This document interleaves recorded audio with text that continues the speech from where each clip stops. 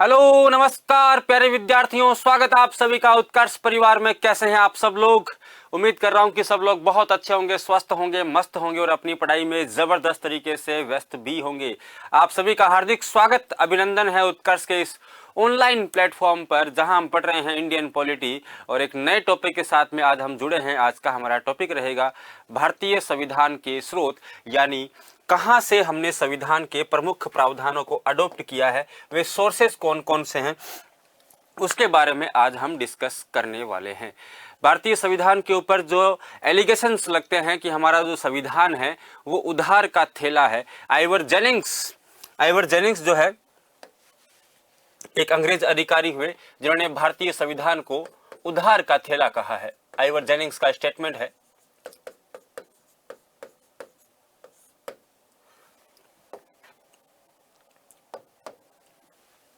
Ivor Jennings का statement है कि भारतीय संविधान उधार का थैला है। भारत का संविधान उधार का थैला है।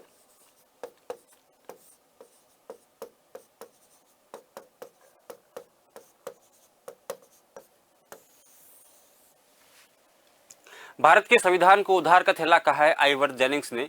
ऐसा कहने के पीछे कारण यह है कि भारत के संविधान में लगभग 60 देशों के संविधान को अपना करके और हमारे देश का संविधान बनाया गया है। हमारी जो प्रारूप कमेटी है, प्रारूप समिति है, जिसके अध्यक्ष हुआ करते थे बाबा साहब भीमराव अंबेडकर, और उनके नेतृत्व में प्रारूप कमेटी ने 60 देशों के संविधान का अध्ययन किया और 60 देशों के संविधान का अध्ययन करने के पश्चात हमने अपना संविधान जो है वो तैयार किया है।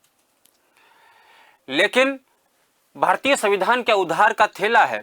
उधार का थैला का मतलब है भारत के संविधान में एक भी बात खुद की नहीं है, एक भी बात मौलिक नहीं है। तमाम बातों को हमने अन्य देशों के संविधान से उधार लिया है।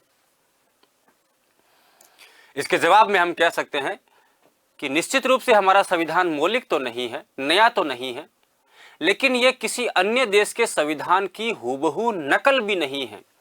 ऐसा नहीं है कि हमने एज इट इज कॉपी किया है। यह विश्व के अनेक देशों के संविधान के अच्छे प्रावधानों का भारतीयकरण है। हमने विश्व के अनेक देशों के संविधान को पढ़ा, उसकी जो अच्छी बातें थी उन अच्छे प्रावधानों को भारत के संविधान में शामिल किया, लेकिन भारत के संविधान में शामिल करते समय भी हमने उनका भारत की परिस्थितियों के अनुसार आवश्यक सुधार किया है, आवश्यक परिवर्तन किया है, यानी उनका भारतीयकरण कर दिया गया है। अब भारत के संविधान पर यदि पूछा जाए आपको कि भारत के संविधान पर सर्वाधिक प्रभाव किसका पड़ता है, तो भारत के संविधान पर सर्वाधिक प्रभाव आपको देखने को मिलता है भारत सरकार अधिनियम 1935। भारत सरकार अधिनियम 1935 अंग्रेजी हुकूमत ने भारत के अंदर एक एक्ट बनाया था, इंडियन गवर्नमेंट एक्ट 1935, और इस एक्ट के माध्यम से 1935 से लेकर के और 1947 तक भारत में शासन व्यवस्था को संचालित किया गया था। इसलिए भारत के संविधान पर सर्वाधिक प्रभाव भी आपको इसी एक्ट का देखने को मिलता है। सर्वाधिक प्रभाव आपको भारत सरकार अधिनियम 1935 का देखने को मिलता है। संविधान का लगभग 2/3 हिस्सा, हमारे संविधान का लगभग 2/3 हिस्सा ऐसा है, लगभग 2/3 हिस्सा ऐसा है जिस पर भारत सरकार अधिनियम 1935 का प्रभाव है। 2/3 संविधान के 250 से अधिक अनुच्छेद ऐसे हैं जिनके ऊपर भारत सरकार अधिनियम 1935 का प्रभाव साफ साफ स्पष्ट रूप से दिखाई पड़ता है। तो यदि एग्जाम में पूछा जाए भारतीय संविधान का सबसे बड़ा सोर्स, सबसे बड़ा स्रोत क्या है, तो भारत सरकार अधिनियम 1935 होगा। लेकिन कौन कौन से देश से हमने कौन कौन से प्रावधान ग्रहण किए हैं, इसको हम थोड़ा डिस्कस कर लेते हैं। सबसे पहले हम बात करेंगे ब्रिटेन की, कि ब्रिटेन से हमने कौन कौन से जो प्रोविजंस है, कौन कौन से प्रावधान ऐसे हैं जो हमने ब्रिटेन के संविधान से ग्रहण किए हैं। जैसे हम बात करें तो विधि का शासन, कानून का जो राज है हमारे देश में, जो विधि का शासन है, ये विधि के शासन का प्रावधान हमने ब्रिटेन के संविधान से लिया है। इसके अलावा विधि के समक्ष समता, कानून के सामने सब बराबर होंगे, विधि के समक्ष समानता होगी, ये विधि के समक्ष समता की अवधारणा भी हमने ब्रिटेन से ली है। इसके अलावा विधि निर्माण की प्रक्रिया, विधि निर्माण की प्रक्रिया, कानून बनाने की जो प्रोसेस है, विधि निर्माण की जो प्रक्रिया है, ये भी हमने ब्रिटेन के संविधान से ग्रहण की है। इसके अलावा द्विसदनात्मक विधानमंडल, द्विसदनात्मक विधानमंडल यानी भारत में केंद्र और राज्य दोनों में ही जो विधायिका है, जो लेजिस्लेचर है, जो विधानमंडल है, उसके 2 सदन होंगे। द्विसदनात्मक होगा। 2 सदन का मतलब जैसे हम कहते हैं केंद्र में लोकसभा राज्यसभा होती है और राज्य में विधानसभा और विधान परिषद होती है। तो ये द्विसदनात्मक जो विधानमंडल की अवधारणा है, ये भी हमने कहां से ली है? ब्रिटेन के संविधान से ली है। इसके अलावा यदि हम बात करें तो मंत्रिपरिषद या मंत्रिमंडलीय व्यवस्था,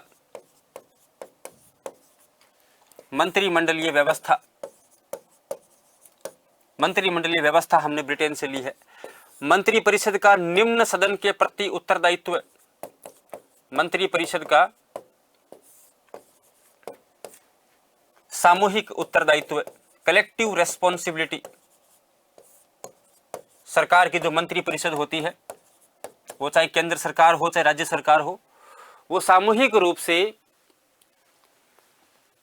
विधानमंडल के निम्न सदन, केंद्र में बात करेंगे तो लोकसभा और राज्य में होगी यह विधानसभा, तो निम्न सदन के प्रति उत्तरदायी होगी। यह व्यवस्था भी हमने कहां से ली है? ब्रिटेन के संविधान से अडॉप्ट की है। इसके अलावा यदि हम बात करें तो संविधान में जो एकल नागरिकता का प्रावधान लिया गया है, ये एकल नागरिकता का प्रावधान भी हमने ब्रिटेन के संविधान से लिया है।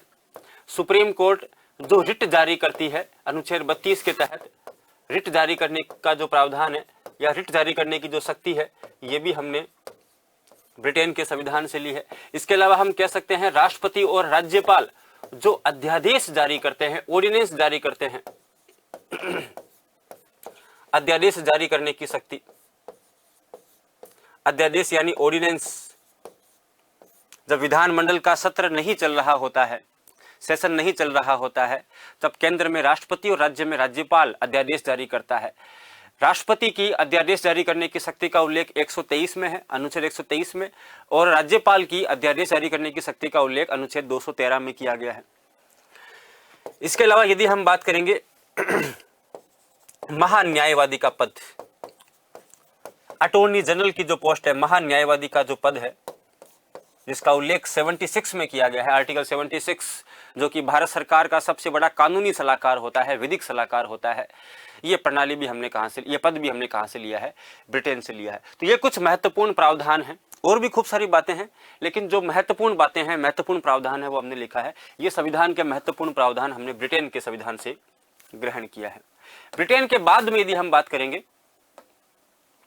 यदि हम ब्रिटेन के बाद में बात करते हैं, तो भारत के संविधान पर एक देश के रूप में ब्रिटेन के बाद में सबसे ज्यादा प्रभाव पड़ा तो अमेरिका का पड़ा है, यूएसए का पड़ा है।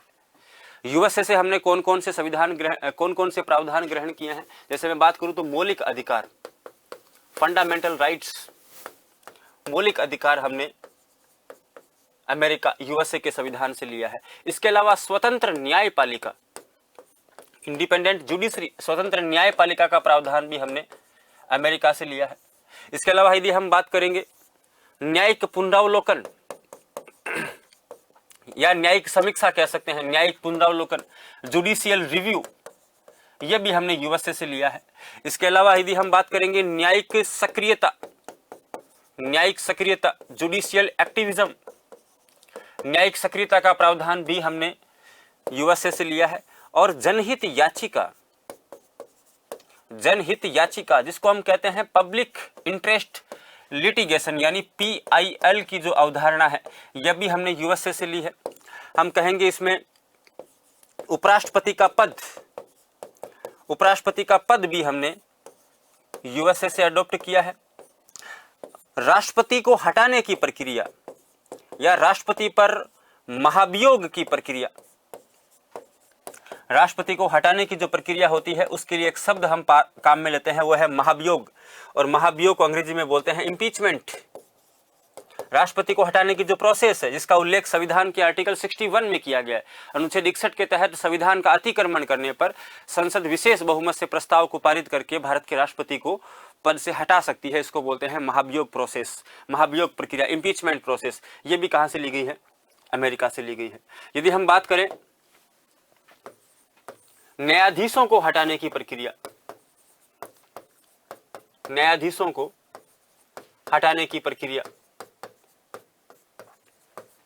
सुप्रीम कोर्ट और हाई कोर्ट के जो जज है, जो न्यायाधीश है, उनको हटाने की प्रक्रिया भी कहां से ली गई है? अमेरिका से। सुप्रीम कोर्ट और हाई कोर्ट के जजों को साबित कदाचार, सिद्ध कदाचार और असमर्थता के आरोप के आधार पर और संसद विशेष बहुमत से पारित प्रस्ताव के बाद में भारत का राष्ट्रपति हटाता है। यह हटाने की जो प्रोसेस है, प्रक्रिया है, यह भी हमने कहां से ली है? यूएसए से ली है। इसके अलावा हम कह सकते हैं विधि के समक्ष समता, विधियों का समान संरक्षण, विधि के समक्ष समता की अवधारणा तो हमने ली है ब्रिटेन से। विधियों का समान संरक्षण जो ये कहता है, विधियों के समान संरक्षण का मतलब है समान पद पर बैठे व्यक्तियों के साथ में समान व्यवहार किया जाएगा, समान पद पर बैठे व्यक्तियों के साथ में जो है समान परिस्थितियों में समान व्यवहार किया जाएगा। तो विधियों का समान संरक्षण की अवधारणा भी हमने कहां से ली है? यूएसए के संविधान से ली है, अमेरिका के संविधान से ली है। इसके अलावा हम कह सकते हैं प्रस्तावना की पहली पंक्ति, हमारी जो प्रस्तावना है, हमारी जो उद्देशिका है, जिसको हम प्रीएम्बल कहते हैं, उसकी जो पहली पंक्ति है, हम भारत के लोग, we the people of India, ये पहली पंक्ति भी हमने कहां से ली है? अमेरिका से ली है। तो ये कुछ 10 पॉइंट हमने यहाँ पर लिखे हैं जो अमेरिका के संविधान से लिए गए। एग्जाम में सीधे सीधे जो है पॉइंट देते हैं आपको पूछेंगे भाई विधियों का समान संरक्षण की अवधारणा कौन से देश के संविधान से ली गई है? आंसर क्या करना है आपको? अमेरिका करना है। इसी प्रकार से यदि हम बात करेंगे कनाडा की, कनाडा से हमने कौन कौन से प्रावधान ग्रहण किए हैं? जैसे कनाडा से एक तो हमने ग्रहण किया है राज्यपाल की नियुक्ति प्रक्रिया, राज्यपाल की नियुक्ति प्रक्रिया। राज्यपाल को किस प्रकार से अपॉइंट किया जाता है? जैसे भारत में हम कैसे अपॉइंट करते हैं? तो भारत में हम अपॉइंट करते हैं केंद्र सरकार की सिफारिशों के आधार पर, और राष्ट्रपति राज्यपाल को अपॉइंट करता है। तो ये प्रोसेस, ये जो प्रक्रिया है, ये हमने कनाडा से लिया है। कनाडा में भी राज्यपाल यानी गवर्नर को केंद्र सरकार ही केंद्र सरकार ही नियुक्त करती है, केंद्र सरकार ही उसका चयन करती है किस राज्य में राज्यपाल या गवर्नर कौन बनेगा। तो ये जो नियुक्ति की प्रक्रिया है, ये हमने कहां से ली है? कनाडा से ली है। इसके अलावा संघात्मक शासन व्यवस्था, संघात्मक शासन व्यवस्था, जिसका झुकाव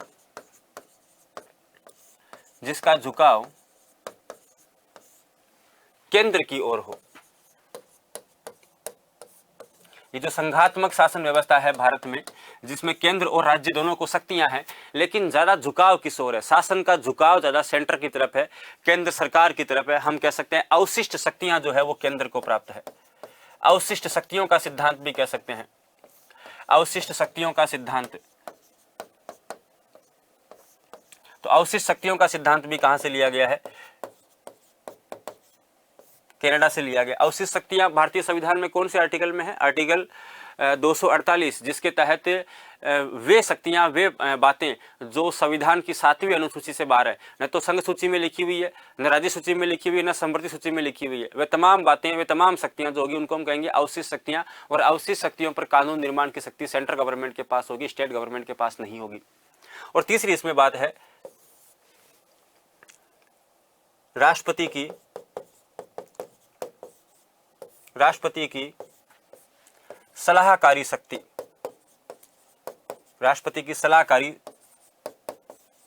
शक्ति, जिसको हम कहते हैं आर्टिकल 143, भारतीय संविधान का अनुच्छेद 143, जो ये कहता है कि राष्ट्रपति लोकहित के किसी मुद्दे पर या कोई ऐसी बात, ऐसा कोई विषय जिस पर संविधान की व्याख्या करने की आवश्यकता है, ऐसे विषय पर भारत का राष्ट्रपति सुप्रीम कोर्ट के मुख्य न्यायाधीश से सलाह मांग सकता है, परामर्श ले सकता है।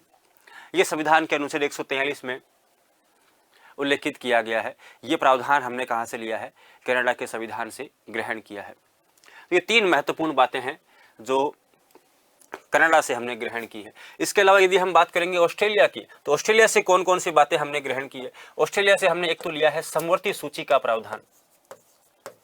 संविधान की जो 7वीं अनुसूची है, 7वीं अनुसूची में 3 प्रकार की सूचियां हैं, संघ सूची, राज्य सूची और समवर्ती सूची।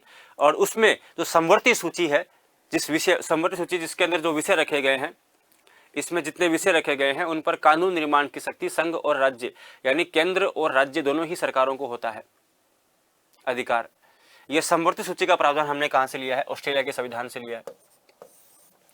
इसके अलावा संयुक्त बैठक संसद का संयुक्त अधिवेशन या संसद की संयुक्त बैठक,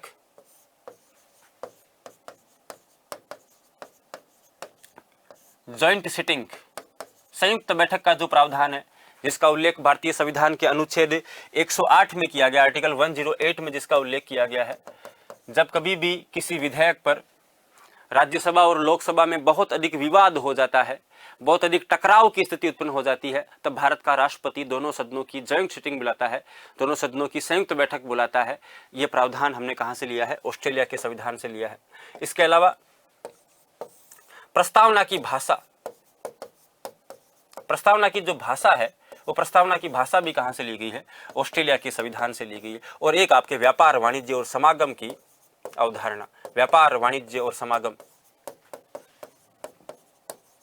व्यापार वाणिज्य और समागम, ये चार महत्वपूर्ण बातें हैं भाई जो कि ऑस्ट्रेलिया के संविधान से ग्रहण की गई है। हम बात करेंगे सोवियत संघ रूस की, और सोवियत संघ रूस के संविधान से हमने कौन कौन से प्रावधान ग्रहण किए हैं। सोवियत संघ रूस से एक तो हमने लिया है मौलिक कर्तव्यों की अवधारणा, फंडामेंटल ड्यूटीज, मौलिक कर्तव्य जो संविधान के भाग 4 क में उल्लिखित है। और एक ली गई है आपकी सामाजिक, आर्थिक और राजनीतिक न्याय की अवधारणा, सामाजिक, आर्थिक व राजनीतिक न्याय की अवधारणा, राजनीतिक न्याय की अवधारणा, यह भी हमने कहां से ली है? सोवियत संघ रूस के संविधान से लिए। तो दो महत्वपूर्ण बातें हैं, दो महत्वपूर्ण प्रावधान है अपने संविधान के अंदर।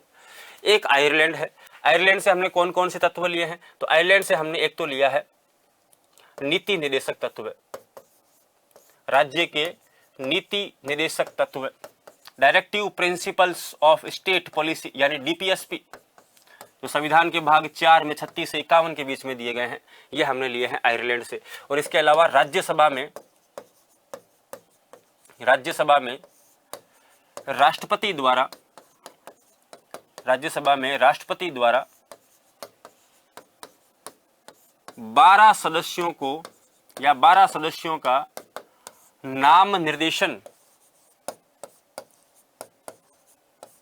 भारत का राष्ट्रपति राज्यसभा में 12 सदस्यों को मनोनीत करता है, नॉमिनेट करता है साहित्य, विज्ञान, कला और समाज सेवा आदि क्षेत्रों से। यह प्रावधान भी हमने कहां से लिया है? आयरलैंड के संविधान से ग्रहण किया है। तो ये दो महत्वपूर्ण बातें। अच्छा, इसके अलावा जो है अपने संविधान की प्रस्तावना में जो लिखा हुआ है अंगीकृत, अधिनियमित और आत्मार्पित, प्रस्तावना के जो अंतिम शब्द है अंगीकृत, अधिनियमित व आत्मार्पित, प्रस्तावना के जो अंतिम 3 शब्द हैं वो शब्द भी हमने कहां से लिए हैं? वो आयरलैंड से लिए हैं, अंगीकृत, अधिनियमित और आत्मार्पित। दक्षिण अफ्रीका, साउथ अफ्रीका से कौन सा प्रावधान लिया है? तो साउथ अफ्रीका से सबसे महत्वपूर्ण प्रावधान लिया है वो है संविधान संशोधन की प्रक्रिया, संविधान संशोधन की प्रक्रिया, कॉन्स्टिट्यूशन अमेंडमेंट जो प्रोसेस दी गई है आर्टिकल 368 में भारतीय संविधान के अनुच्छेद 368 में दी गई है, जिसके तहत भारत की संसद संविधान के किसी भी हिस्से में संशोधन कर सकती है। ये संशोधन करने की प्रक्रिया हमने कहां से ली है? दक्षिण अफ्रीका से संविधान से ली है। और इसके अलावा राज्यसभा सदस्यों का निर्वाचन, राज्यसभा सदस्यों का चुनाव कैसे होगा, ये निर्वाचन की जो पद्धति है ये भी हमने कहां से ली है? साउथ अफ्रीका से, दक्षिण अफ्रीका के संविधान से ग्रहण की है। अगला देश है इसमें फ्रांस, और फ्रांस से हमने एक तो लिया है गणराज्य, रिपब्लिक। भारत एक गणराज्य है, भारत अगर रिपब्लिक कंट्री है तो ये गणराज्य की जो अवधारणा है ये हमने कहां से लिया है? फ्रांस के संविधान से लिया है। इसके अलावा स्वतंत्रता, समानता और बंधुता की अवधारणा, हमारे संविधान की जो महत्वपूर्ण अवधारणा है स्वतंत्रता, समानता व बंधुता, बंधुता की जो अवधारणा है ये अवधारणा भी हमने कहां से अडॉप्ट की है? ये फ्रांस के संविधान से अडॉप्ट की है। इसके अलावा हालांकि आगे हम और पढ़ते हैं आर्टिकल 127 जिसमें तदर्थ न्यायाधीश का उल्लेख किया गया है। तदर्थ न्यायाधीश की ये जो अवधारणा है ये भी हमने कहां से लिया है? फ्रांस के संविधान से ग्रहण किया है। फ्रांस के बाद अपन देखते हैं जर्मनी। तो जर्मनी से जो एकमात्र महत्वपूर्ण प्रावधान है वो आपको ध्यान में रखना है, जर्मनी से हमने लिया है आपातकाल के दौरान मूल अधिकारों का निलंबन। इमरजेंसी के टाइम में, आपातकाल के दौरान मूल अधिकारों का निलंबन। भारतीय संविधान के भाग 3 में मौलिक अधिकार दिए गए हैं। 6 प्रकार के मौलिक अधिकार हैं। उन मौलिक अधिकारों का आपातकाल में निलंबन हो जाता है, यानी आपातकाल में नागरिकों से उनके मौलिक अधिकार छीने जा सकते हैं। तो आपातकाल के दौरान मूल अधिकारों का निलंबन का प्रावधान कहां से लिया है? जर्मनी के संविधान से। और अंतिम जो है अपन बात करते हैं जापान। तो जापान से अपन ने ली है विधि द्वारा स्थापित प्रक्रिया। विधि द्वारा स्थापित प्रक्रिया का जो सिद्धांत है, विधि द्वारा स्थापित प्रक्रिया का जो सिद्धांत है, वो सिद्धांत भी हमने कहां से लिया है? जापान से ग्रहण किया है। तो ये कुछ महत्वपूर्ण देश, जिन देशों से हमने कौन कौन से प्रावधान ग्रहण किए हैं वो हमने यहाँ पर डिस्कस किए हैं। आई होप आपको ये क्लास बहुत अच्छी लगी होगी और ऐसे ही क्लासेस के साथ में हम लगातार आपसे जुड़ते रहेंगे। तब तक के लिए आप सभी का बहुत बहुत आभार, धन्यवाद। आपका दिन शुभ हो।